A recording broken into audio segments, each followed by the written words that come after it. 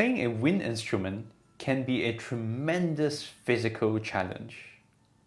This is especially true when it comes to the topic of breathing. Consider this.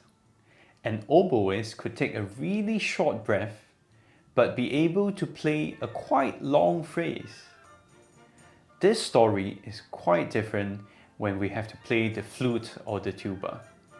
Now, while it is important to consider the physical challenge of breathing, one must also think of breathing as a tool for musical phrasing.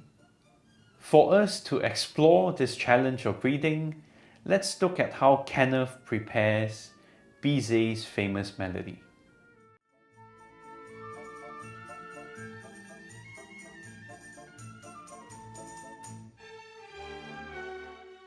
Hello, Kenneth Chia here from Tuning Fork Music in Kota Kinabalu, Malaysia, and I will be presenting for you Bizet's Entr'acte from his Carmen Suite No. 1. Entr'acte is a French word for the piece performed at the pause between acts of a theatrical production. In this case, this piece originally was between the end of Act 2 and Act 3 of Bizet's opera Carmen. While this piece is performed in the opera pit, the curtains are closed and busy stage crews are working frenetically, moving massive set pieces around to get the stage ready for the next act. Meanwhile, the bright stage lights are focused on the orchestra pit, aimed at the principal flute player as the primary soloist for the piece. The flutist's job is to perform the solo in such a way that mesmerizes and captivates the audience, drawing their attention away from all of the commotion due to the changes going on behind the scenes, relaxes them from the drama of the previous act, and prepares them for the next act. All this is done with carefully crafted phrasing. What is a phrase? A phrase is an expression of an idea. It could be a mere part of a whole sentence, or it could be the entirety of the sentence itself. Here, I have identified 10 phrases within this excerpt. We shall examine them one by one, and I'll explain some of my own personal psychology of how I look at these phrases. Here is the opening statement of the solo. It's a complete line, the rhythmic pattern of which will be duplicated and transfigured as the piece continues along. Andantino quasi allegretto means that we should not take the tempo too slow, yet not too fast. The indicated 88 beats per minute is generally too quick for modern interpretations of this piece, so choose a tempo that is between 65 to 75 beats per minute. In these recordings, I take it around 72 beats per minute. Now, music is a language, and just like any verbally spoken language, it has spelling, grammar, vocabulary, and punctuation. In this case, I like to think of this first phrase as a question, with a question mark, as I imagine that we are putting forward some sort of musical idea that is asking for something.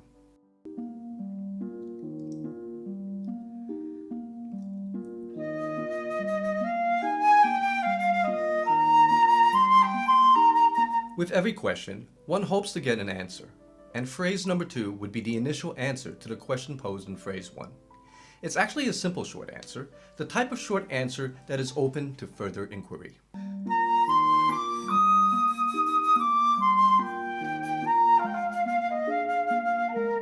On the surface, phrase 3 is an exact copy of phrase 1. But the funny thing about language and human behavior is that even if we ask the same questions over and over, how we inflect the words can change the general intention, mood, and feeling of that same phrase. For example, how do you feel today? How do you feel today? How do you feel today? Now, with classical music, we are constrained by the needs for precise timing and pitch accuracy, so we cannot stray too far from the musical text. Nevertheless, since this is a restatement of the initial phrase 1 question, perhaps if the conductor and the solo flutist can agree, playing this third phrase slightly louder with a bolder tone will allow for a bit more emotion this time around.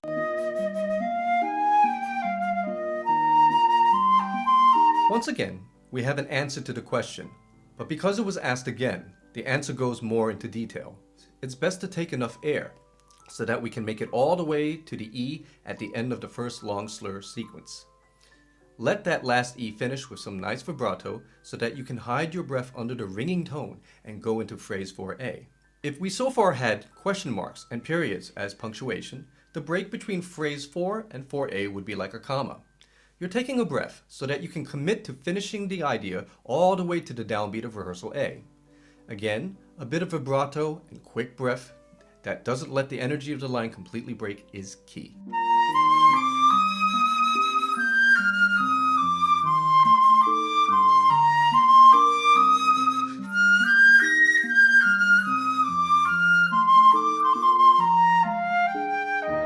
In phrase 5 and 5A, we have a sort of a question and an answer rolled up in one.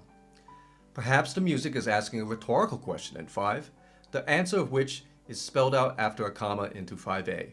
Now here, because the question is so short, the breath afterwards is optional. Again, we try not to break the line by keeping the energy moving forward if we are taking a breath separating the two slurs.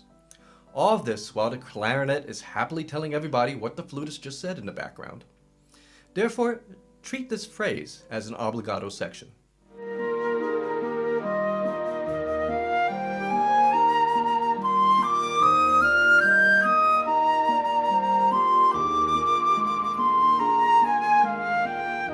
Phrase 6 asks the same rhetorical question, and perhaps we can ask it with a little stronger inflection this time. Phrase 6A starts answering that question in the same way after a comma. But wait. Perhaps a distraction or a new idea comes to mind, and the phraselet changes the conversation further into a different direction. The clarinet is still happily telling everybody what the flutist said, so do continue to support the clarinet in an obligato manner.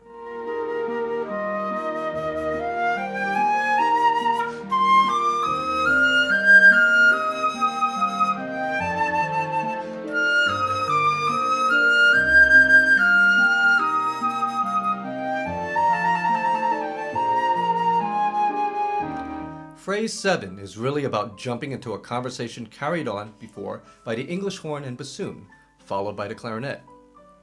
It's a paraphrase of the original first phrase. Since you are the continuation of a long line, don't attack too forcefully in the beginning, and be sure to pass the energy to the strings who enter with their melody at rehearsal B.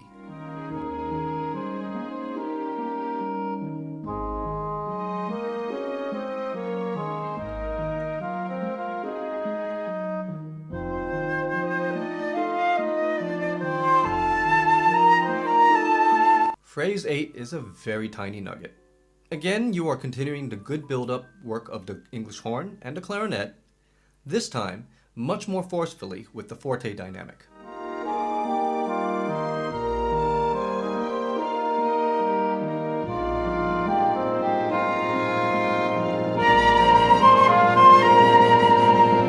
Phrase 9 is again a continuation from the same previous woodwinds, but this time one must recognize that there is a downward trajectory of the energy that the flute is merely continuing along.